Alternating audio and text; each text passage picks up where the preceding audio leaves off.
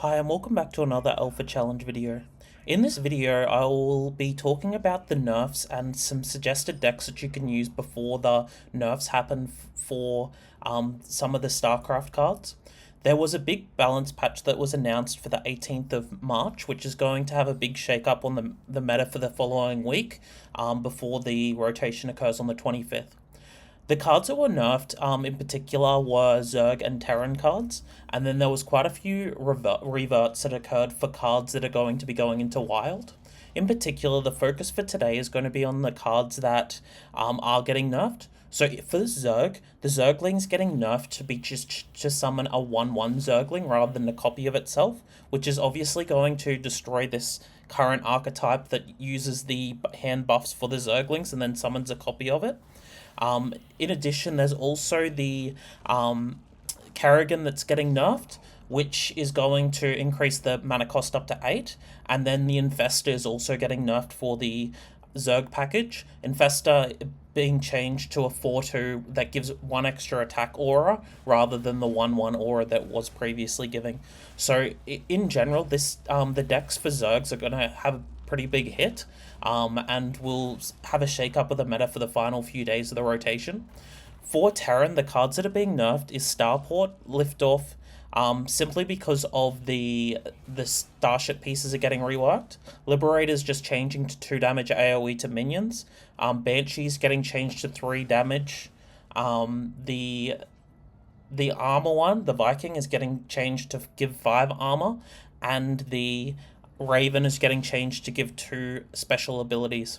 In addition, Jim Rain is getting changed to be an 8 mana card, and the Defense Crystal is changing from 6 armor down to 4 armor. So these ultimately will be quite significant going forward into the games. So you'll see in these gameplays that are coming up that I have used different archetypes that are going to be affected by these changes that are occurring. So going into the gameplay, I am playing the Zergling Hunter, and it's pretty simple what you do. You just use a bunch of hand buffs to increase the damage coming from your Zerglings, and then you can go and aggressively attack your opponent with strong boards and extreme board states. I've set up a board on turn 4 that has very strong minions that my opponent simply won't be able to match, especially since they didn't get the hand buffs. And this is quite a common archetype that you'll see in Legend. I did play against quite a few over the last few days that I have been playing, so it's going to be a big change that will be happening for the next next week that's occurring. So they're just using Glacial Shards. It's ultimately just freezing and just doing what they can. They obviously can't do enough to be able to take out my Zerglings that are here, and they're just going to concede. I did have the Patchwork powers if I really needed to be able to take them out. So going into the next game, I'm playing Death Knight against a Druid. So the Death Knight that I'm playing is the Frost Death Knight. The card that's going to be getting changed is in this deck, in particular, is going to be the Infestor. The Infestor is going to be changing. Instead of giving the 1/1 aura, it's just going to be giving a +1 attack aura. So ultimately the deck's going to be a lot weaker in terms of having extremely strong board states that the opponent will have difficulty dealing with. Because the power that comes from Infestor is that it's giving the health buff in addition to the attack buff. Because with the deck such as the Murlocs, when Murloc War Leader got changed from giving 2/1 just to 2 attack, it was a significant nerf to Murlocs in general, and I feel like it's going to be quite similar for the Infestor archetype, as the Death Knight archetype that uses Infestor and Zergs in general. Just simply because of the fact that it changes the amount of time that the card can survive and such. With the game that I'm currently playing, I do have quite a weak hand until I do eventually get an Infestor. Infestor basically sets up this hand really well. The spawning pool draw is quite good for me as well. I do hit the spawning pool, and then I just use my battle cry to be able to trade into the 2/1. With an Infestor, I would be able to create an extremely strong board swing, since I'll be able to use Chilling Yodler plus the Zergling and things like that. So I draw into Kerrigan, which is also going to be getting changed up to 8 mana, which is going to be once again a big change for it. And I just pass over to my opponent after trading my hero power minion into them. There, with Hero Power Druid, it is definitely not a favourable matchup for this deck, and the interesting thing about Hero Power Druid is that it's not going to get any changes done to it, so it may potentially be one of the stronger archetypes going into the next week. It will lose some of the cards that are very important for it, but yeah. I use my spawning pool, and then I play down the 1/1s first, just because I want to use the rush ones so I can deal extra damage to my opponent. I then use the Horn of Winter to be able to get my Chilling Yodler, and then I use it on the use it on my Death Rattle to be able to get the wider board. I then trade in my 3/3 to the Zealot, and then I trade my 4/4 into it. So if you just look at how that sort of turn played out, if my opponent had a swipe even on this board, they'd be able to clear it with the buff that was just given. So it's going to be a significant change for this sort of archetype. Like I feel like it will just lose out completely, because that is the idea behind Zergs, to be quite weak and also just to swarm. But with the Infestor giving the extremely big buff, I don't think that was the idea that they had behind it. So here I just use my hero power, and then I trade into the 3/4. I then use the Frost Strike, and I'm hoping for the freeze card to be able to freeze the opponent's face. Unfortunately, I don't end up hitting it, so I just click on Horn of Winter just for next turn, where I'll be able to use Kerrigan plus Horn of Winter to be able to get lethal onto them. And then I just pass over to them. So next turn's pretty much always going to be Kerrigan plus hero power. And since they're only sitting on 7 health, it's quite unlikely they're going to be able to deal with my board here. They use the Blossom to be able to draw some extra cards and also get them some extra armor. Then they play down the Sing-Along Buddy, and then they use an Innovate to be able to get their hero power to activate twice. This allows them to then trade into the Infestor, and also use Spread the Word to draw an extra card. With the Infestor trade, it does mean that I don't have lethal just sitting on the board as it is, with the 6 going just into my 7/6 just here. They did just use the construct pylons to be able to get rid of the card from their hand, and all that I need to do here is just play Kerrigan and then use hero power. I did play the Horn of Winter in reverse, but ultimately it doesn't really matter since they do only have the 17 health and I was dealing 15 damage on board already. Obviously it would have been a big misplay if I had have needed that extra damage coming from my hero power, but ultimately it wasn't important at all. Yeah, so this deck in general is just going to be completely gutted. Like, the Viper's going to be still decent, but without having the board power from the aura for the extra health, it's going to be significantly worse and end up similar to how Murlocs were.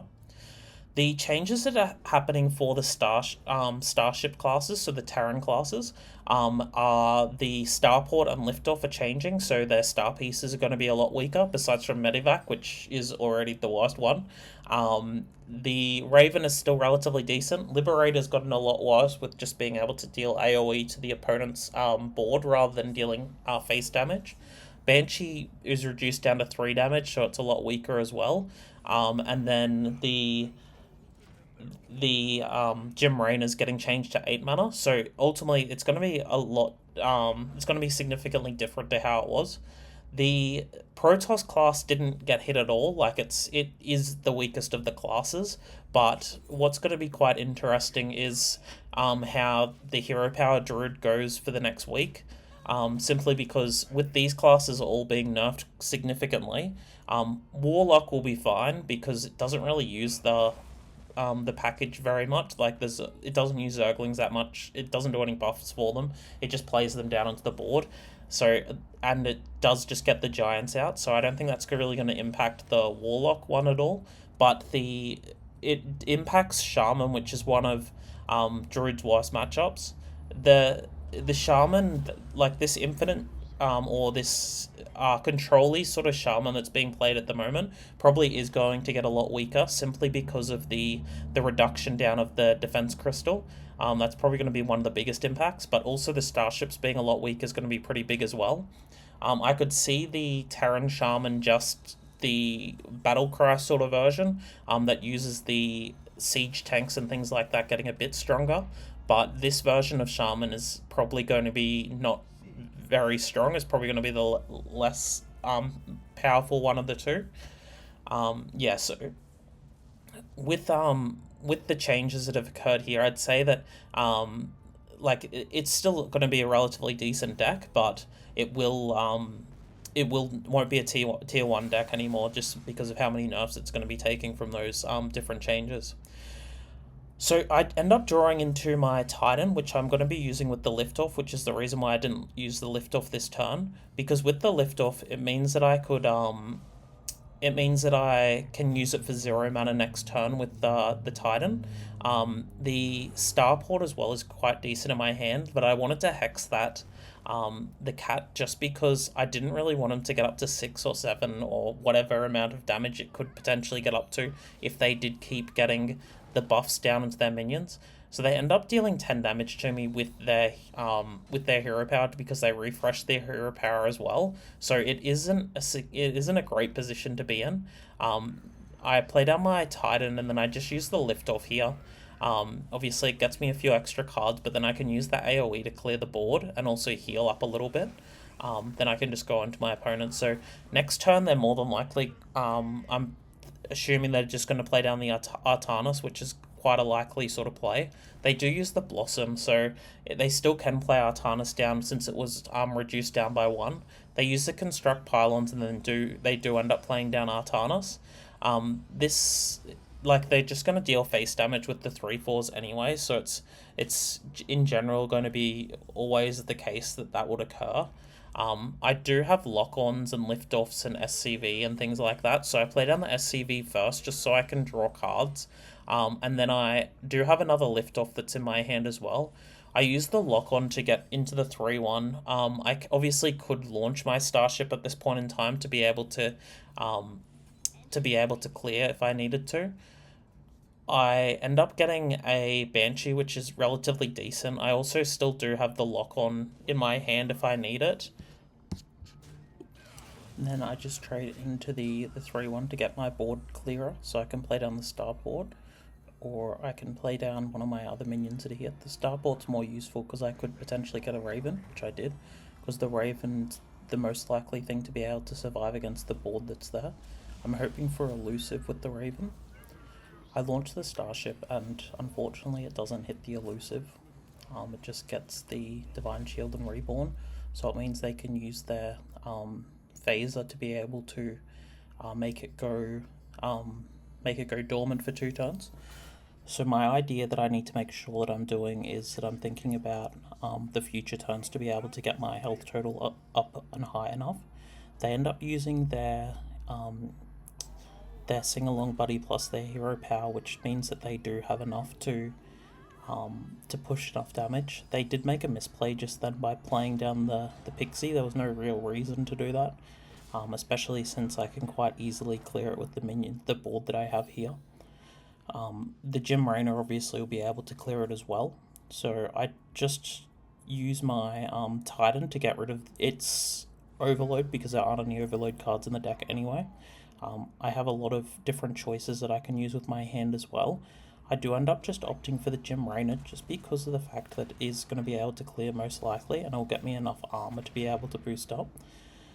Unfortunately, I don't hit any lifesteal, so I just use the lock-on that's there, and then I just trade it into the 3/1. It means that I can get extra space for my board if I need to. I still have the 9/7, so the only thing that I'm really worried about is if they had another dormant spell, especially since I didn't end up hitting the Elusive. So they end up using Mixologist, which could potentially get them another of the Groovy Cats, and unfortunately it does end up hitting one of those. But because of my board state that I currently have, I'm a bit safer than what I was in previous turns to be able to deal with it, because since they haven't been able to hit into the 9/7, I'm able to use I'll be able to get its armor increased back up anyway with them doing a trade-in. They end up using the Brewmaster to get back their 2/1, and then they put a Divine Twin Blades onto their 2/2. My minion ends up coming back out of its Elusive, so it means that I'm also in a much better position as well. I play down the Cactus Cutter and it gets me a lift off. I use the Grifter as well because I'm hoping that I can get the healing spell, especially since my health total's so low. I do end up hitting it, and then I just use the heal. It gets me my health total up significantly higher to be able to deal with what's there. And I end up just hitting the hero power. I could have used, and probably should have used the Starship that turn to be able to get most of the board cleared again. But ultimately it doesn't really matter too much since I do still have the two big starships there anyway. If they hit a mind control tech, it could be a little bit of a tricky situation, but ultimately it's not too bad for me. So they use their mixologists. They're once again hoping to be able to get the Resurrect, and they're probably hoping for a Resurrect of either the Zealot or the Groovy Cat to increase their damage output. But with the board that I'm currently sitting with, I am relatively safe for what they potentially could be doing. They end up, unfortunately for them, hitting the Piper, and then they use their 2/2 to trade in, and then they once again use another Divine Shield to be able to get another of the minions out of their pool. With the hand that I have, I am sitting relatively well going into next turn, since I do have back to my 30 health. I'm relatively decent positioned going into the last turns of the game. They end up using the Divine Shield on their 4/5, and what I'm just thinking of right now is seeing that if I do have enough damage for lethal using my Thrall's Gift, because I know that's the only card that's left in my deck. I think it's a little bit off with just the amount that I have there, but with the 2 extra Divine Shields, with the taunt that I have there, and then the two taunts, it means that I'm relatively safe, even if they would be able to clear this board. They'd need exactly swipe plus. Yeah, they don't have enough damage to do it. Like, they'd need swipe, they'd need a bunch of stuff, really. They end up using Grifter, so they're probably hoping to be able to take control of an enemy minion, so they can get my 9/1 to be able to get some extra armor. They end up getting the legendary one, and then it's in general going to be a relatively useless card, and they just end up conceding. So ultimately, it's not really that good using Grifter in that sort of situation, because you quite often won't get what you need. Going into this game, I'm playing against another Druid. It's usually when you're mulliganing against them, you're mulliganing for the hero power Druid. I keep the totem just to make sure that I'm sitting relatively safe. Once again, this deck is going to be a lot weaker once the nerfs come out, because Jim Raynor's going to get nerfed. The Starship pieces are going to get nerfed besides from Medivac. And then also the Liftoff in conjunction gets nerfed as a result of that too, and Starport. The Jim Raynor goes up to 8 mana, so ultimately it's going to make the deck a lot weaker. In addition to that, Ziliax doesn't have the Reborn, so that's going to be removed as well. And there's also going to be the Hydration Station going up to 10 mana, so there's a lot of cards that have been hit, or that are going to be hit in this nerf, so this deck at the moment's at its strongest sort of point that you'll be able to have it. But in the future, after the nerf next week, it will be a lot weaker, even without including the cards that end up being lost, like the gift cards and so on. They end up using Trail Mix and then trading into my 2/1. So I still have my Needle Totem on the board, and I end up drawing into the Defense Crystal as well. That's another card that's also getting nerfed, so it's changing from 6 armor back down to 4 armor. So that's going to be quite difficult to be using that card as well for a lot of the different decks. Like, 4 armor is still relatively decent, but it's definitely a lot weaker than what it was. I end up using the shield block just to be able to draw through a card, and I play down the totem as well.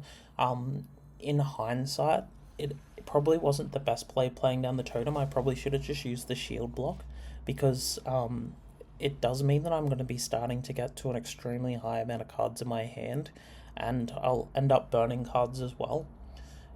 it obviously is useful to be able to gain the armor back and things like that throughout each of the different turns, but ultimately the better idea would be making sure that I am getting my important cards still in my hand and out of my deck. So they end up just trading into my Raven, and then they go face. They are just keeping the totems alive. I still do have my a bunch of my different cards that are here, so I use the concussive shells. I use New Heights to be able to get to my to clear my hand a little bit. I could have used Thrall's Gift to be able to use it for the execute, but ultimately it is probably better just to be making sure that I have the Brawl. I drew into a New Heights and another Liftoff. Unfortunately, I won't be able to use the Liftoff just yet until I get my cards once again reduced down because of the totems that are here. So I will be overdrawing next turn anyway. They end up getting some more armor and then using the twin blades, so they still don't have any buff onto their cards anyway. But they are going to be playing Dungar Druid just simply because of how much ramp they ended up using. I played out my Garish's Gift and I used it to get a Brawl. I am hoping that both of my totems do end up dying. Unfortunately, one does end up living, which means that I do draw another card, and it's going to make me overdraw again for next turn. So I'm hoping that it doesn't hit Jim Raynor or Fizzle or any of those sorts of important cards. Or potentially Bombos as well, because Bombos can be useful in these sorts of matchups. I do have the Bob in my hand, which I am holding for them to be playing down their Ziliax. Because they don't really, these Dungar decks don't really have an easy way to be able to get Ziliax out. I just play the Ysera down here, and then I play down New Heights. It means that I've cleared my hand back down to its lowest cost, and I do end up getting to keep. I'm not going to overdraw next turn as well. With the Ysera going down, it does mean that I've ramped up higher than my opponent as well. They play down the Stargrazer, so it does show to me that they, even if they do have Dungar, that they are more than likely going to not be getting as many cards as they'd like to, since they do have the those minions that are down the board. They use the swipe here, and they're just going face with their different minions, so they are just trying to get burst me down. So it's important here that I'm making sure that I am doing a decent amount of clearing, but also defending my board position against them. I do draw into the Jim Raynor here, which is relatively decent. I use the Liftoff. It gets me a Banshee, which is quite good, and then I also play down the Totem here. I mean the Traveler here to be able to get me another of my Defense Crystals or my Ziliax, because that's all the taunts that are left in my deck. The Needle Totem draws me the ETC, which is good, and even better for me, the Ham ends up milling their Ziliax, so even if they do play Dungar now, they're a lot weaker off, because without the Ziliax in their deck, they really are a lot weaker. They end up, the Dungar only ends up getting the one minion from their deck, so it does show to me that their hand is very full with their high cost minions and not particularly combo-y that they could have. It does also show to me that they have the Yogg in their hand too, so I don't want to be playing down the Ziliax until I know for sure that they've played the Yogg down. I end up getting a Defense Crystal through my Traveler, which is good. The Banshee also ends up going down. I do draw onto my Ziliax here as well. I just play down the Liftoff. It obviously gets me another one of my my Starship pieces, and I use the Sleep Under the Stars to be able to get me some extra cards. I am going to use the ETC to get me my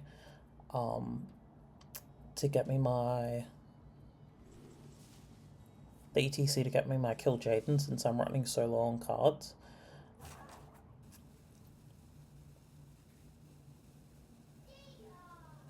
So I'm just deciding right now what the best play to do is. I do end up running out of time, unfortunately, by doing this sort of play, because I should have used the Thrall's Gift to be able to get to get me my guaranteed card, and it would have meant that I wouldn't mill. So The last card that's left in my deck is going to be the Fizzle, which means that obviously I'll be overdrawing it, which is, you know, not less than ideal, but I still do have a relatively decent hand to be able to play against my opponent. And since I do have the Kill Jaden as well, I am going to be sitting relatively decent going into them. With the Medivac on the board as well, I am, like, it's one of those ones that you do need to think about if you want to be having it with your Jim Raynor. So now the game plan for this matchup ends up turning into a control sort of match, so I do want to make sure that I'm limiting my resources that are being used. I do have the Kill Jadens that I'll be able to use as well, since I don't have the Fizzle. I don't really, and I have plenty of mana to be able to use as well, so I don't really want to be using it all up. Sorry, I don't really want to be taking fatigue damage if I don't need to. The Stargrazer ends up coming down onto the board. I still do have the 16 mana that's here as well. I do have my Starship there as well. I just use the Brawl here. It means that I can clear most of the board. If they get the Splitting Space Rock, it would, if it didn't hit that, it would have made into 2 4/4s, which would have been fine as well. I do obviously still have my Starship that I can activate here as well. I do end up playing down the Kill Jaden. I launch the Starship. It puts me into a relatively decent position. It ends up hitting the Poisonous, which is fine, I guess. I do have a lot of taunts that has come from the Starship as well, so with the Medivacs here, they've already used one of their swipes, so I don't need to worry about them using another swipe to clear the board. They end up playing down their Yogg now as well, which is beneficial for me since I will be able to play my Ziliax down now safely, without any chance of them being able to take it. They end up using the Yogg to take control of my Starship, so obviously it is relatively decent sized and things like that, but ultimately it is a lot worse than just getting the Ziliax. But that probably was the best way they'd be able to clear the 14-12 anyway. I do have the Ceaseless Expanse if I need to. I end up getting the Magthagadon as well. I do play down the Ziliax now as well, just because there's no way they can take it with the Yogg. I play down the guy. I then trade my 2/2 into the Yogg. It gets it down to 3, and then with the AoE that comes from the Magthagadon, it's going to clear the board, and then it will just get the Splitting Space Rock pieces out. They will be able to use those to trade into my Ziliax and things like that, but ultimately it's not too much of a concern for me, since they aren't going to be able to take advantage of the, they aren't going to be able to take advantage of getting my Ziliax. They do trade a bunch of their minions into it, so they will have a few minions that'll be accessible on the board and things like that, but ultimately it's not too much of a concern for me. They trade they do some trading with their minions, and then they play down another Splitting Space Rock, so I'm happy to clear that down as well with the Magthagadon too. I can use my Jim Raynor, or I can use the Hydration Station. Either one would be fine for me at this point in time. I do end up getting the Doom Maiden, so I use that to take control of another card from my opponent's deck. Obviously it's beneficial since I have so much mana anyway, I can just take it and then use it for myself. I grab the Mythical Terror out because it's going to be one that will be useful for trading into their minions in the later game. And I have a choice here that I could either use the Hydration Station or I can use Jim Raynor. I decided for the Hydration Station because if they do have another minion in their deck, I can use the Ham will be able to take control of it, will be able to take it out, and it also reveals to me if they do have any other things. It shows to me now that they don't, because the Ham obviously was revealed, and if I had thought about it more, I would have known that they wouldn't have access to it, simply because they've already used the 2 Stargazers. They've used the 2 Splitting Space Rocks, and the only card that came out of the deck with the Dungar was the Splitting Space Rock. So there's no other minions in their deck unless they ran something very unusual. They end up just trading into my ham and into my defense crystal, which is fine. They're running low on cards as well, so it means that they're not going to be sitting in a position that's going to be too strong for them. They end up using the hydration station, so that's one of their key cards to be using. And then they use a forbidden fruit. It's a bit of a waste considering they used it just to gain armor. And they didn't end up trading into my defense crystal as well, so they wasted the attack that they could have gotten from it. This turn I can do a few different options. I can brawl, I can, I end up just using the brawl, but I could have used brawl, I could have used Jim Raynor. I have all sorts of different availabilities to do since I have the 13, 19 of mana. The brawl ends up getting them down to just having the Thunderer. I don't play down the Bomb Boss just yet. It would have been potentially a fine play, but it's possible that my bombs may not end up hitting. I just use the hydration station, allows me to get the Ziliax back out, means I've got a defensive wall just in case against them.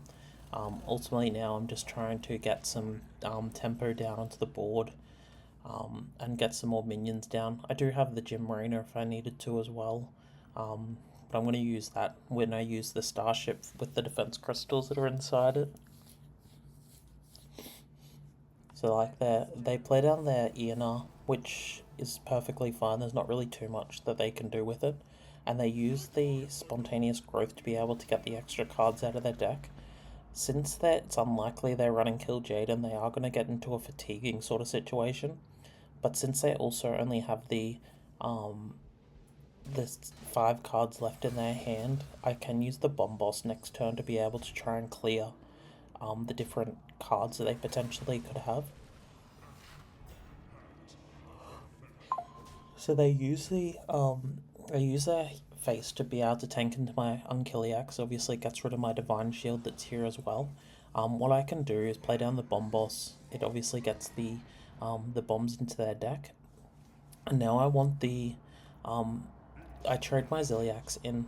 I then also use the ham to trade into the 1/1 because it means that the bombs will be able to take out the 1/1s in their opening turn next turn, so they won't be able to use them. And then I go face with my pirate, the pirate demon, and then I also use the defense crystal to get it online. There's no reason to play down any of the other cards at the moment, just because they don't really have anything that's sitting there, and they're also going to lose a lot of cards with the TNTs that are coming out. So the TNTs do end up clearing the minions that are on their board, and then they're obviously taking a fatigue damage now as well. They do have the 2 splitting space rock pieces, but they can't use them this turn since they died this turn from the TNT. They use their hydration station, so this is going to be their last sort of play that they can do.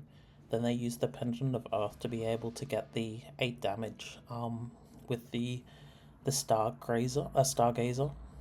And then they also do have their Divine Shield they can get as well, so they're not going to be taking damage. With the 15-12 onto the board, I do put the Well Played down just because, obviously I can't win. I have the Ceaseless Expanse if I need to anyway. I trade the 8-7 in just because it does mean that I can do an extra damage. And then I play down a few of my cards because there's nothing they can do now to be able to deal with me. And then I just hero power and play down the Jim Raynor. It does mean that I, obviously have a wide board that I can use with my different minions that are here. And then my battleship goes from there. So they end up taking their fatigue damage, and ultimately it is game at this point in time, but they just use their twin blades. I think they were quite salty about losing, to be honest, because they wasted all this sort of time. They roped this entire turn, and then they roped the next turn as well. You'll notice they click just before the end. I do end up sending all my minions into them to deal the damage to them. And then the fatigue happens, and then they rope out another turn. But ultimately, from this video, try out the different decks before they do end up getting nerfed, or because when the nerf happens, these decks potentially may not be very playable, especially in their current states. Ceaseless Expanse nerfs here or there, it's not going to affect it too much. but the big nerfs to like the Zerglings and Unkilliacs and those sorts of things will affect them too. So yeah, if you've enjoyed this video, please give it a like and subscribe, and bye for now.